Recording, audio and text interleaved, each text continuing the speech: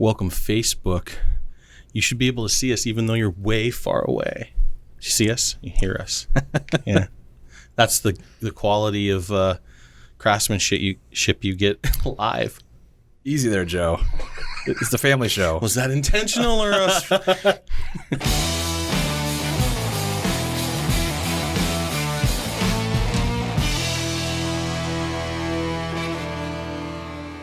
Welcome, ladies and gentlemen, to the ServiceMonster podcast. My name is Joe Kowalski. I am your host, and today we're going to be talking a little bit about some of the pain that I've went through as a business owner and this whole mobile platform thing. I'm going to talk about Mobile 3, talking about Technician, and the upcoming Mobile Pro. But before we get to that, let's do some housekeeping. Adam, what do we got to talk about today? Well, there was one quick hotfix that came out on, I believe, Wednesday about the totals that were showing when the last update came out. The totals weren't showing on the deck. Pretty major thing. The development team made a major focus on that.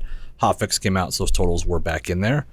Development-wise, that's about the only thing I have. I did want to say, though, hope everyone had a great week, and they were excited to see Michael, and that we're probably going to have the lookout for those other guest appearances coming up. Yeah, some internal staff, and then also I'll get Jay to come on and we'll talk, and other cleaners who've run successful businesses. We'll tap into our horsepower a little bit and bring maybe some vendors too. So if you're interested in our local, if you're in Washington and don't mind a drive, hit me up on Messenger and we'll see if we can get you in if you have something important or cool to say. Yeah. So with that, I think we can jump right into SMUG. And I started off with a little bit of a silly thing when Brian Kirk, his first post basically when he came back in here was of these ridiculous socks. How are they ridiculous? Well, I mean, that's not a normal sock. I mean, I don't know about normal socks, either white or black.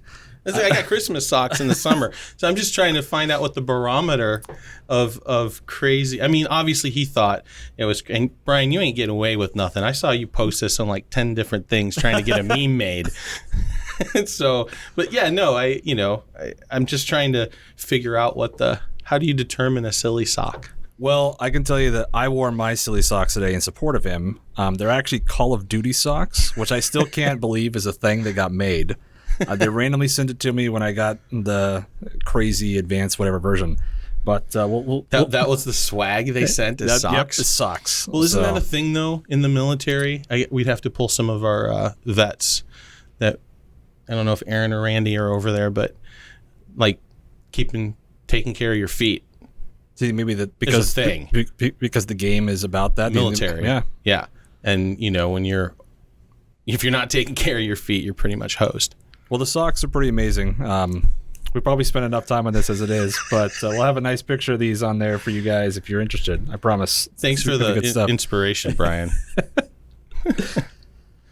As far as real stuff goes, Jorel had posted about last week we talked about the weekly totals and kind of the discussion about having that on the schedule for like a revenue tracker. And he took it one step further this week, talking about estimates, certain job types and things like that. Well, coming into question the calculation, like how do we get the totals? Yep. And the totals right now, I think, are just if it's a job and it just adds up all of the orders for all of the jobs on the schedule for that route, plugs it into the top, and then totals those for your daily total, and off you go. Obviously, because we're much more flexible than other products, and we allow for multiple jobs per order, it starts to get weird. Drop-offs, pickups, estimates, and then job type or order type. Both of those play into the role as well. And so if it's an estimate, should we count it as income or wait until it's either invoiced or converted into a work order?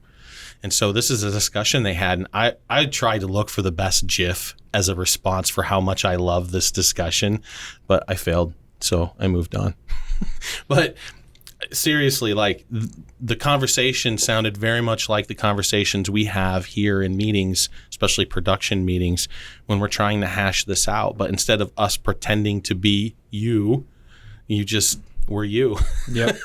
And so, I really like the approach. The question I have is, if we change it, is it at scale? We have a thing here where if it's too difficult to explain in a few sentences over the phone with somebody, then we built the feature wrong.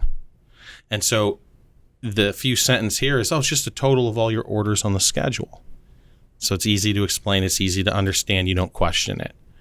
When we start messing with those totals, when you show up and you have estimates on the schedule, but there's $0 at the top, you're going to go, what the hell?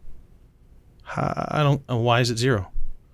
Well, it's because the majority thought that it would be a good idea. And so we play here with majority versus configuration versus complication versus simplicity. And that's our job.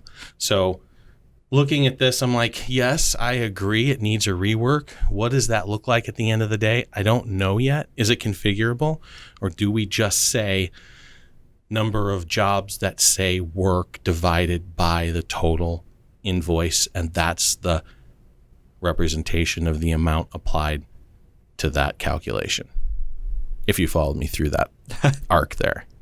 I do that sometimes. I'll run a long arc, and I hope people kept up.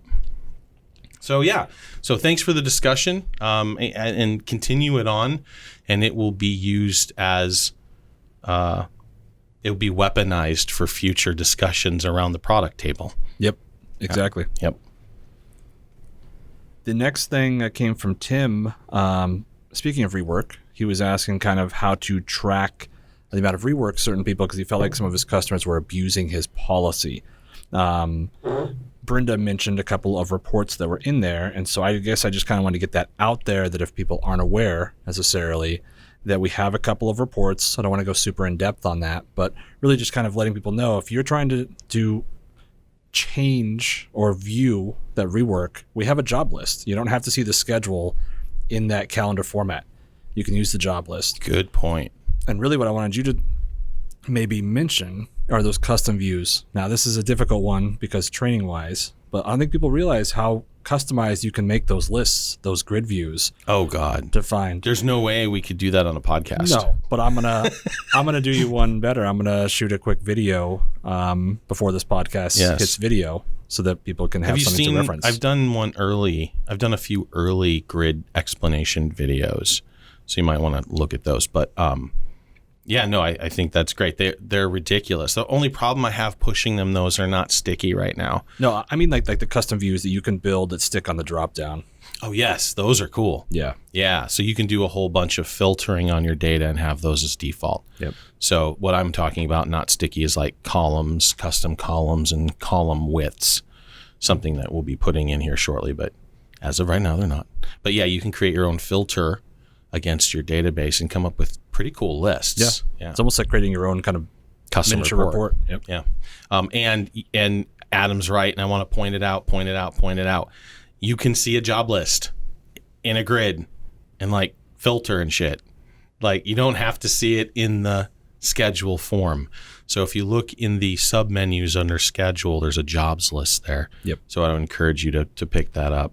And then the reports showing things like technician efficiency and rework schedules. There's stuff like that. There's nothing necessarily from like, give me my client list ordered by how many times they've asked for a rework, which is kind of what he was asking. Yep.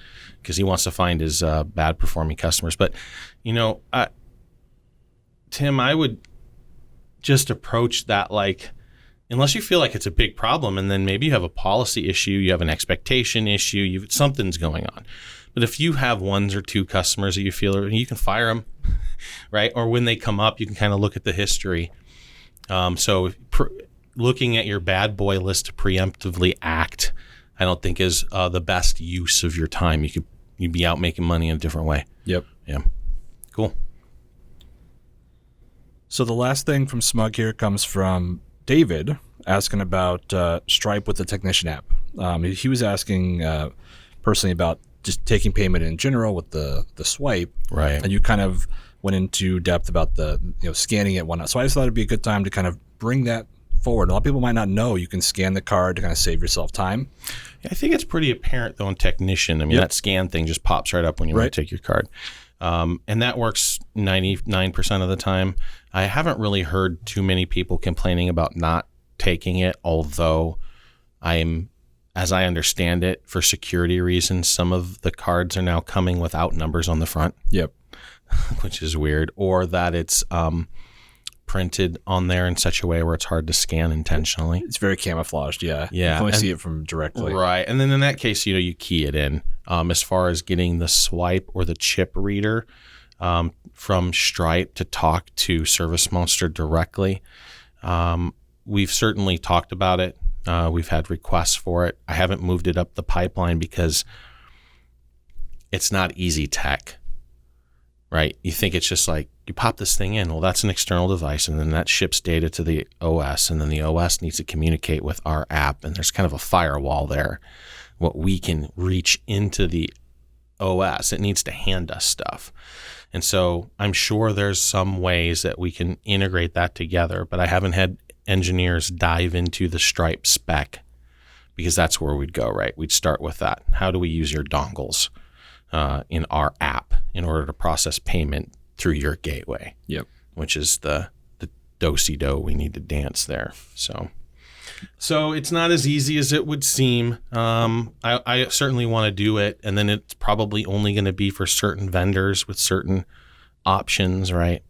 Because we do support a large number of merchants, almost unlimited, and we need to do a podcast on credit cards, but just to say we have Stripe, which is both a gateway and a merchant, and Authorize, which is not just a gateway and a merchant. It is also just a gateway, which provides you access to thousands of merchants, including but not limited to, most probably, your bank.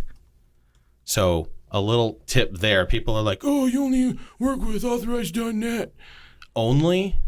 It's like thousands of merchants. Yep. What we don't do is force a specific credit card merchant down your throat without your knowledge and skim some percentage points off the top because we processed $500 million in invoices last year. And for every VC that contacts us, that's their main goal because they make pure profit $12,000 per million on those transactions when they set themselves up as a merchant or establish a relationship with a merchant where they get to skim off the top. And if their volume is big enough, they get good rates too. So to that front, it's cool. But to not give you the option, that's just not our style. So we give you guys options. More payment options will be coming as well. Stripe has PayPal. I don't know if you can set that up to take through the gateway, which kind of gets weird. That gets into a whole kaleidoscope effect. So I'd be interested to see what our developers dig up there. But then PayPal directly or Square is another big one that we want to take a look at, right? Those are payment options that we can snap in because that's how we built the tech. We didn't build this one stream so that it's a revenue generator for us. If I didn't go off on credit cards enough. I think it's actually a good idea. I wrote that down there. So that's the last SMUG post I had in there. Thanks as always for their collaboration. Like it's really, really great stuff. And this is actually a great segue for what we're talking about. So we're talking about the Technician app. Technically, we're talking more about the credit card processing, but and what our feature focus is of the week. So if you want to beep, beep, beep, make the noise. Partial, yeah. Boop, boop, boop, boop. Really, the mobile story in general. I initially put it as a tech app, but I think kind of having the larger story, like you said, is kind of the better way to approach it. So I just kind of want to ask you the question, and maybe I'll phrase this 2 questions, and you can kind of go there. But what kind of is the story of the mobile platform? Like you said, you wanted to talk about that. And then what led to the creation of the Technician-only app and why that's important? Yeah, this is a painful story because I got punched in the mouth hard on this one. 2010, 2011, very early in the game. We've only got iPhones for like 3 or 4 years. The development environment was really kind of arcane in both the Android and iOS, and Microsoft was making a major push with their, which is a great product, by the way. Too bad no app were built for it, right? And we built a web-based version, and that was mobile one. And it was just, let's get something out so that they can, do some basic work. We didn't even allow payments. There wasn't, but it was great because people were begging for this information or access to this information when they were out in the field. So that was very early in the day. That was accepted. Like, we had so much space. There were no real competitors at this point. We'd pretty much squashed all the desktops, and any other new SaaSes that were coming were fledgling, and they didn't last for very long, or they kind of spread themselves thin against other verticals. We knew we needed to build a better version, and so we built Mobile 2. And I set Dave off to build that on his own over a 6-month period of time, and just locked the door and said, don't come out till this freaking thing's done. And with that, you got order editing, and you got, all kinds of fun stuff and payment processing. And that's a product that's still used today. It's web-based, but it's very tablet-friendly. Yep. And a lot of people just really like it. It's laid out well, and it's, there's no app to download or, worry about but because of that, it doesn't have the native feel that everybody wanted. And I really believed, like Zuckerberg did, that HTML5 on the phone was going to be a line of business savior, that we were going to be able to do from a technical perspective everything we needed to do in order to make it feel like a native app, but it being a web-based app, and for reasons I won't go into, from a technical point of view, far superior. We can do instant hot fixes with our web-based apps. With the apps that take a download, you guys got to go get those updates.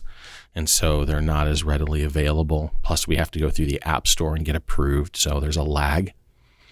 It's not the best world. Plus, they control that marketplace environment. If we were to put, let's say, a purchase service directly in the app that use the credit card tied to the app itself, right? This nebulous pay object, then they take a third of anything you process. And so games make their money and all that stuff, right? Right. That's how that whole marketplace and environment works. So I was betting, like Zuckerberg was, that no, we'll just do a new version that's HTML5 based, and I got to the game late, mostly because I was wrong. So that was the first mistake I made. Is no, they want native, they want the feel, they want the snappiness, they want it to look and feel like their other apps, and they want it to integrate with some of those other things like the camera and all that stuff. So I pulled in a mobile-specific developer, and we got to work.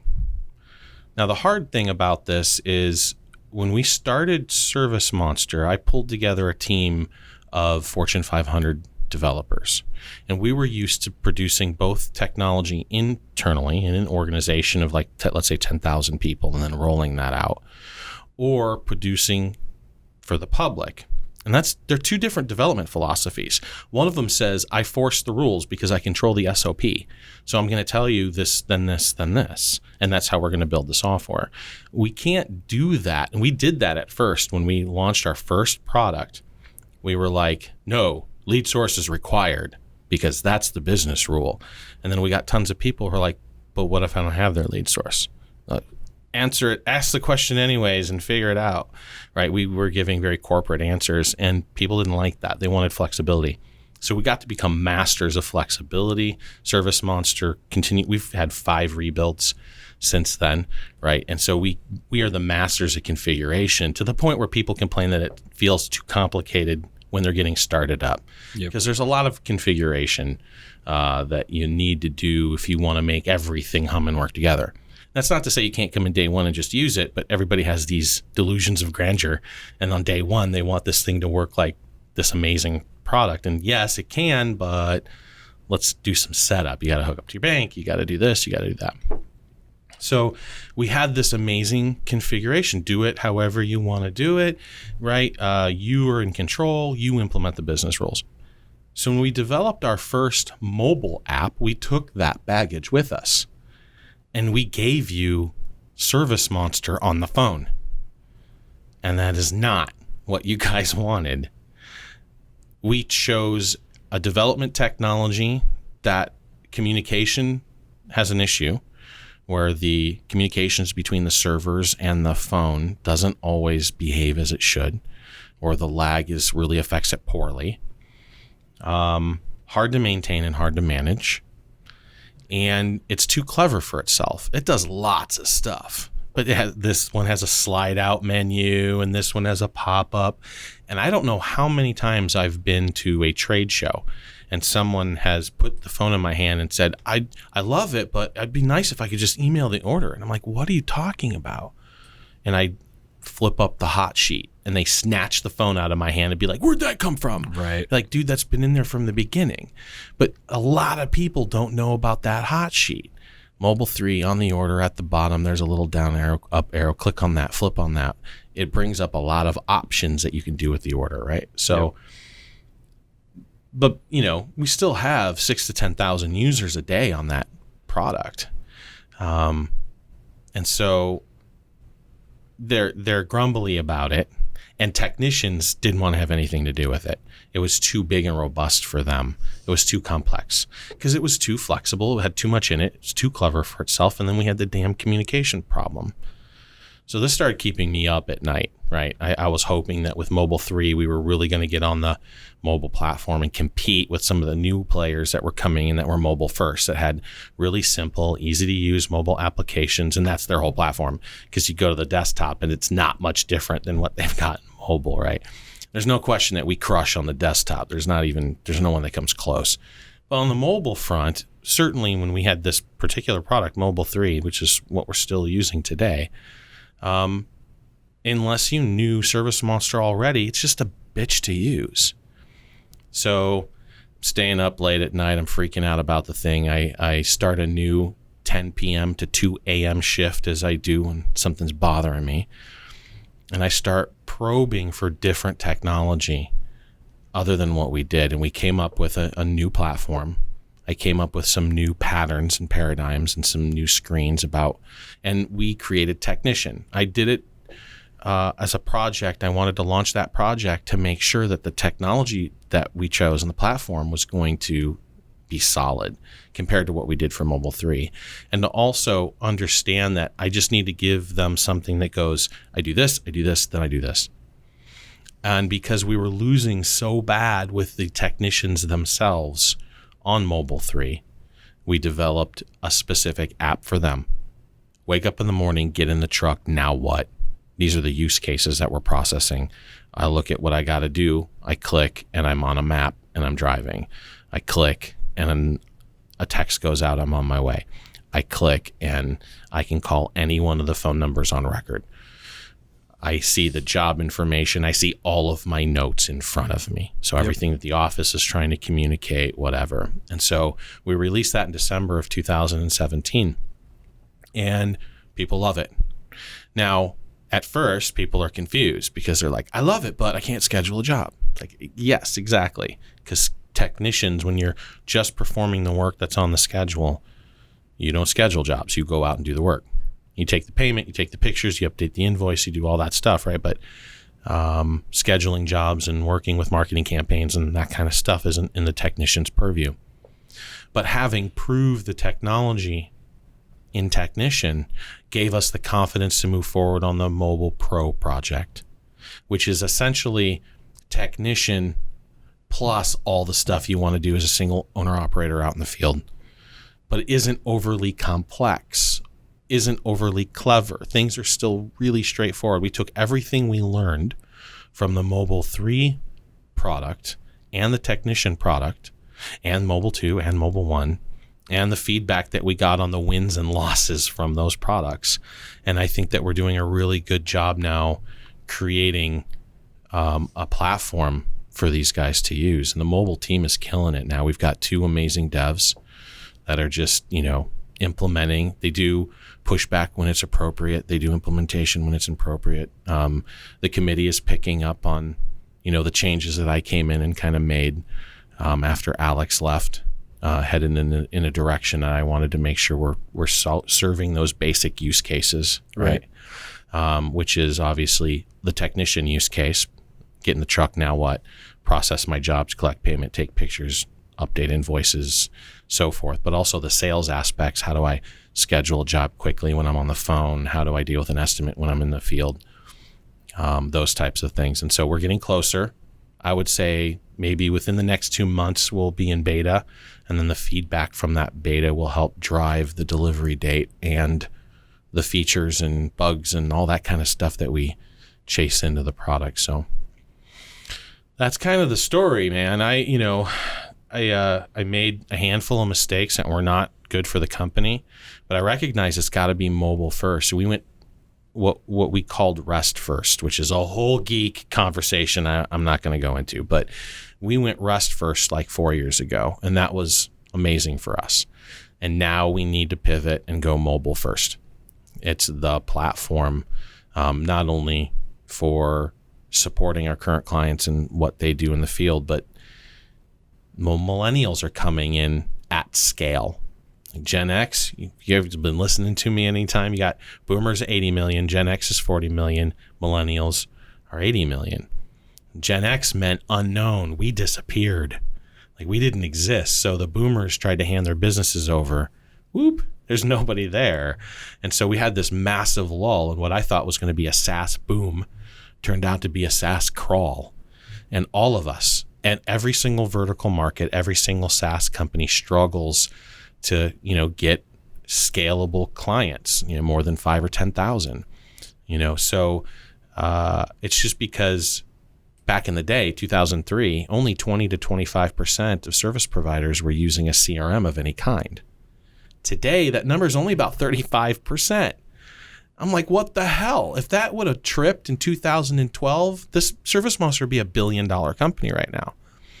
So it's like, what are you guys waiting for? Well, Gen X didn't want to participate. Now the millennials, they don't go to Target and buy a day planner when they start their business anymore. If you're a service provider, you go and you download an app. And so right now, our app first presence isn't where I want it to be, because Mobile 3 is not where I want it to be. So I've been holding back some right hooks. So get ready, because when Mobile Pro drops, I'm going to be throwing down, because then we have the trifecta. ServiceMonster 6 on the desktop, which just kills. Technician, which is amazing when all you need to do is process jobs. And we're going to be taking the totals out of that too as an option. So maid services and, some regular, less tech type cleaning services, right? They don't see those totals. And then with Mobile Pro, it's just over. It's such a good app. I'm so excited to get it in everyone's hands, but it's going to take a minute. I want to make sure it's right. We released ServiceMonster 6 too soon, strategically, intentionally, for reasons I can go into later. But after getting punched in the mouth with ServiceMonster 6 as a self-inflicted wound, and then Mobile 3, unintentional wound, I want to make sure this comes out right. Yeah. Like, I'm done licking wounds for a minute. So that's where we're at. No, I think people are going to be excited about. I'm excited about it. Every time we talk about it in the product meeting, like I can't wait for it, because I want to train new users on it. Or not, right? Or not trained. We don't train technician hardly at all. No. Like, people just get it, because there's 3 screens they use, and it covers all of the basic functions that you need to do when you're processing a job. Yeah. So I'm hoping Mobile Pro has that same affordance, that ease of use that just is like, duh, where Mobile 3, again, you had to be clever. It's like, oh, I have to flip this up. I have to slide that out. I have to, it's just like. Even as someone who plays around with that like tens of hundreds of hours, I still sometimes forget. Yeah, totally. So with that in mind, because I think it's a great story, and I think that kind of that honesty, people really appreciate that. With that in mind, from our users' point of view, or from anyone in the service industry's point of view, like, why is mobile important? You said, yourself, like, that the mobile platform, like, that's number one. Why is mobile so important from their point of view? Yeah. So obviously having access to the data and being able to do things when you're out in the field is a huge advantage. I don't think anyone would contest that. But then they would say, well, I got my day planner That's my mobilities. I got my day planner fits in my truck. Okay. But it doesn't feed back to your centralized system and give you reporting and do all that stuff, right? So the idea of the mobile environment for the service provider can be summed up in park the truck and be done. That's what mobile gives you. The ability to not still have to do work after you've done work. So you don't have to go back into the office and enter in invoices or close out payments or do any of that bullshit. Now, if you have office people, then that just means that they can be marketing, they can be doing follow-up, they can be doing survey calls, right? There's more other productive things that they can be doing. But that's the short of it. And then easy. Having gone through that history, obviously there is a development mentality that goes along with that. And this little device forces user interface developers like myself to go, I got a lot of real estate there, so that button better damn well be important. And so it forces us to really look through the lens of giving you guys process. And so things should end up to be more easy to process in the field through your mobile technology than going back to the office and processing it later. So if we do that, we win, because then you truly park the truck and you're done, because you've done everything in the field you've needed to do. And then eliminating errors, right? Taxes and having all that stuff calculate for you. All the stuff that you would say, why am I doing this over a pen and paper, right? Well, I don't have taxes. Okay, fine. And I don't have employees. Okay, fine.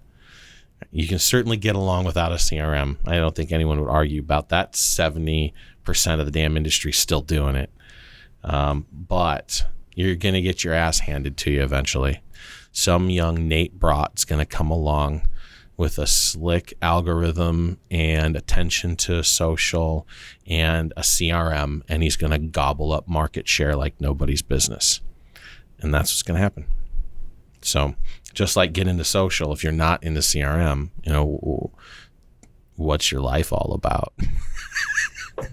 Coming from a guy whose whole life has been CRM and SaaS, and right. So take that with a grain of salt. Yeah, I think too, I've had a great many conversations where I start training people and I'm like, learning about their story and kind of going through that. And a lot of the time they were using paper invoicing. And they're like, yeah, I had a plumber come out, I had an electrician come out, and he had the tablet there, and I was looking at everything I did, and I signed. I didn't have to have an invoice that I had to file away. Like, it was just stored. And so it has that ease of use too, right? From their client's point of view, right? And so it looks really professional and all of that. So, well, it's and in some cases it's almost expected, right? Although I will still say 80% of the people I come up to do any kind of contracting, handyman work, or plumbers, or they're using paper. They're scratching things out on that old silver flip top. Right, like the slide. Yeah. And they have their carbon copies, and they're scratching their little estimates on it. And so I'm just amazed by how many people still haven't converted. It just blows my mind. And now the VCs see it, right? What I saw 16 years ago, they're now seeing. It's part of the whole challenge of inventing stuff and coming up with new business models is being too early to the game. And when that happens, and sometimes you just got to wait it out. And now we've got the VC environment coming in, the venture capitalists who are dumping money into other SaaS companies or would-be SaaS companies because they see it. They're like, oh, this is going to flip, and those companies are going to be worth $1 billion each. And so it's coming. It's coming. I just hope it doesn't wait too much longer, man. I'm getting tired. Although obviously I love my life and the people that I work with and the team that we've built. And so, yeah, I'm not really complaining. You don't have to say that just because I'm sitting over here. Like, it's yeah, no, it's really great. Just there are examples though where you have the technicians, they're kind of like the stubborn as an ox, kind of whatever. And I hear this a lot during training, Like, he's set in his ways. He's the not, mom and the pop. This is my favorite example of this. Learning. Mom wants the data, and she knows how to run the damn office, and the pop refuses to use the freaking app. But that, in part, in fairness, is because of Mobile 3. Yeah. Right? Let's get Pop a super easy app to use to do all the stuff so he doesn't keep going back to Google Calendar. Right? And I think that's our fault. Yeah. And I think that we need to push that. Now, if you're just doing technician activities, like when we had super agents and those guys were using technician, holy crap, things were smooth. And so I'm just hoping to replicate that with Mobile Pro. Yep. Yeah. So, yeah, there's the people who can't change or don't want to change. And then there's the people who get frustrated with the change because it wasn't done in a way that made it easy for them to use. And so I take a lot of responsibility for that. I think, too, just for those who are waiting for the Mobile Pro and are using that, at least we have something built on the schedule with the route packets. Totally. To take that into consideration, to make it simple, to just show what they need to do and kind of go from there. Tons of people are still using that. And most of our would-be new competitors aren't doing any kind of printout, which blows my mind. Like, it's still, yes, you can be paperless, and I would strive towards that. And you can even do what I'm about to say, still paperless, because you can email the PDFs and not actually do a printout. But with our route packet system, it allows the technicians to get anything they need and for you to limit or expose whatever information you feel is pertinent to them and get that to them. So they don't even need a mobile product or to log in or download anything. They can just see it. Again, Maid Service is a good example. Turn off the orders and turn on the worksheet. And now you got a list of all the things that you're going to do. There's no pricing at all. And that just give them that PDF every morning. Here's where the jobs, right? Here's the address of the jobs. Here's the jobs you need to do. And here's a list of work you need to do. So it makes it easy and breaks it down. Yeah. So yeah, or you can print it out and hand it to people who stop by the office every morning and go back to 1974. There are a lot of people who would like to go back to 1974. Sure. So. Well, thank you for sharing the story there, Joe. I think a lot of people are excited for Mobile Pro. I mean, I already said that I'm excited for it. I do want to say too that there's a new video that I'm putting out for the mobile technician. So anyone listening, if they do have someone who is interested in kind of having their techs process that, it'll be out there after the podcast. So yes, thank you for sharing that. Very good. And with that, thank you for joining us. As always, join us for the live stream on Facebook at 3:00 on Fridays. Podcast distributions on all of your favorite platforms. And we're dicing this up on the YouTube channels as well, so go watch it. And then anything that comes that we feel is really beneficial, we'll slice up in small little segments we'll feed you on Facebook. If you want to participate, feel free to join in the live stream and ask questions. And as always, have a great evening. Take care, guys.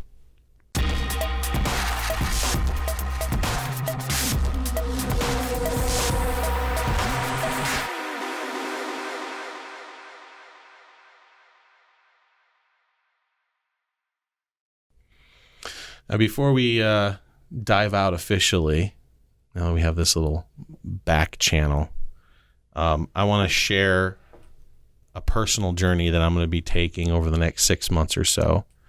And I didn't know where to put this content. This has been going on for a while. But I thought maybe on a B-roll of the podcast would be a good idea, because I didn't want to do anything pretentious and these straight up videos or whatever. But I'm the fattest I've ever been in my life right now at 260. And this time around, I got fat on purpose. And for those people in the know, I was about to go on the descent journey and document it right when I found out my wife was pregnant. And getting ripped while your wife is pregnant is inadvisable. Just, as a little tip to the hat for marriages everywhere. So I put it on pause and then continued to use it as an excuse to be gluttonous, because I love food. Damn, I love food. I obviously do as well. And I've been on this journey a few times. I can get to 175, benching 250, deadlifting 450, running a 5-minute mile.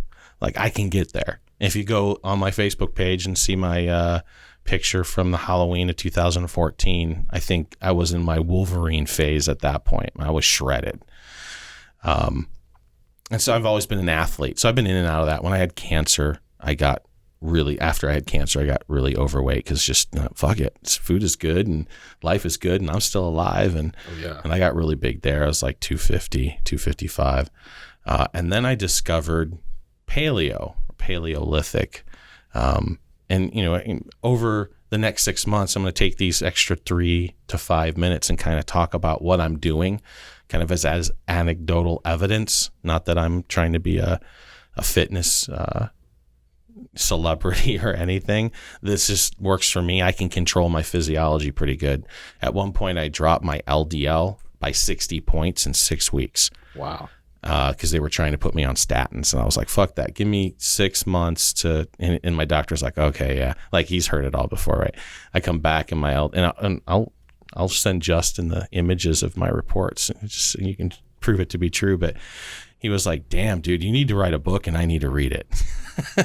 So kept me off statins, but so I've always had that ability. I know what to eat. I know what not to eat. My mom's a pastry chef, like legit. Like, she's had massive reviews in San Francisco type legit, right? Oh, nice. So, but it also contributed to my dad being as wide as he is tall, right? His lifelong goal finally achieved. He's a ball. And my brother's huge too. And there's a reason for that, right? But if we harness that bigness correctly, it turns into muscle mass. So I've got a weird amalgamation of both, and I can kind of go both ways. So this is going to be the start of the journey because my wife's is due in 8 weeks. So I figure the first 8 weeks, I can shred down a little bit, and it's not going to be too noticeable. And then by the time she has the baby, then I'll be on track. She'll be on track, and we'll be working together, and it'll all be good. So the first thing, obviously, I had to be rebuild my gut. And I'll probably spend some time talking about that next week. But I wanted to introduce kind of the B side here for that journey because I know a lot of you service providers are fat like me. And it's time for you guys to figure out how to be around for your kids in the business that you're busting your ass to build. You want to be able to enjoy this. You want to be a good role model. I've done this 3 times where I've just got fat and then I got shredded, right? And none of the times were motivation that I wanted to say, hey, look at what I'm about to do, which this time kind of was. It was also an excuse just to eat too, but I had both of those in my head when I was shoving my face full of food. And it's just weird, right? Because it's easy to make excuses about it. But if you're going to be around, if you're not going to be, I got the diabetes. I got the diabetes, Adam. Like, you got to be healthy. Yep. And so it's not that hard to understand what you need to do. It's incredibly hard to do it, especially if you're already addicted to sugar. And next week, I'll talk about the bacteria in your gut and how they control your mind. It's true. I've always seen it kind of phrased as it's incredibly simple as far as the process goes, but it's incredibly difficult to actually put it into action. Yeah. You want to hear something cool too? You know how you get rid of your fat? You know how it leaves your body? Oh, yeah. Like you sweat it out, you breathe it out. Breathe it out. Yep. Like 90% of it is breath at night, carbon dioxide leaving, because as that breaks down, that's what it turns into. It's pretty cool. So, what's really interesting about this, Joe, and I am not trying to steal your thunder absolutely at all. You guys can literally edit this out if you want. That just ensured it staying in. Like 6 weeks ago, I kind of reached my tipping point, and I'm done. I'm done being fat. And there's a whole long story to that, and I plan on doing that to the proper outlets. And I was actually going to do kind of some YouTube things on that, but I thought about it will be a good show thing because, like you said, a lot of the time you're going to check in with me, dude. Eating fast food. So next Friday, we're both going to come in and we'll just start announcing how much we weigh at the end. We'll just have this be a thing. That's it. All right. Yeah. If you guys want to join us, a couple people have followed me on the journey a few of my other times. Tony You ever meet Yep, Tony? yep. Tony was a big guy, Yeah, and that's what he I heard. saw me get shredded because I was kind of puffy on that stage. And he was like, "What the hell did you do?" And I just gave him the formula, and then he just did it. Him and his wife both look amazing. Looks like we got a Facebook question, though. What's up? Not a question, a comment. Don says, Joe, I've recently lost 30 pounds on keto. Wishing you much success in your journey. Yeah, thanks, man. Yeah, keto's cool. It's very paleo. I have a modification on paleo just because of science. Because, I like science. Yep. That's my whole life is science. So, but keto is very, it's ketosis. It's the Yep, short form of that. It's when your body goes into over protein mode, not enough carbohydrates. You get a tinny taste in your mouth, and you turn into a fat burning machine at that point. At least most what do we want to say? Dang it, I lost the word. Anyways, yeah. Very cool. Very cool. I wish you continued success on that journey. 30 pounds is great. Absolutely. Keep eating those Bacon. That's Yep. your go-to. The bacon, and I think they replace the cauliflower with a lot of things. One of my The friends first is on time I keto. did, what was the early version of it? It wasn't South Beach. Before that, The Atkins diet. is the Atkins, big one? thank you. Yeah, because that's what led me to paleo was Atkins first. Man, by the time I was done with Atkins, because I want a way to eat, and I have a farm, right? Yep. So I want to grow 100% and eat 100% of everything I grow. Like that's the goal, because that's hardcore there, because you cannot be fat on that model. You can't. You'd have to try really hard. Dude, I don't know if you could. Yeah. Like I can't eat enough meat to get fat. When I'm in great shape, like the amount of calories that are contained in beef or chicken are really low. And when you're not mixing it with sugar and breading it, it's hard to get enough of those. You need a pound of buffalo, a whole pound, and it's like 400 calories. So anyway, good stuff. Very cool. Awesome. Thanks, Justin.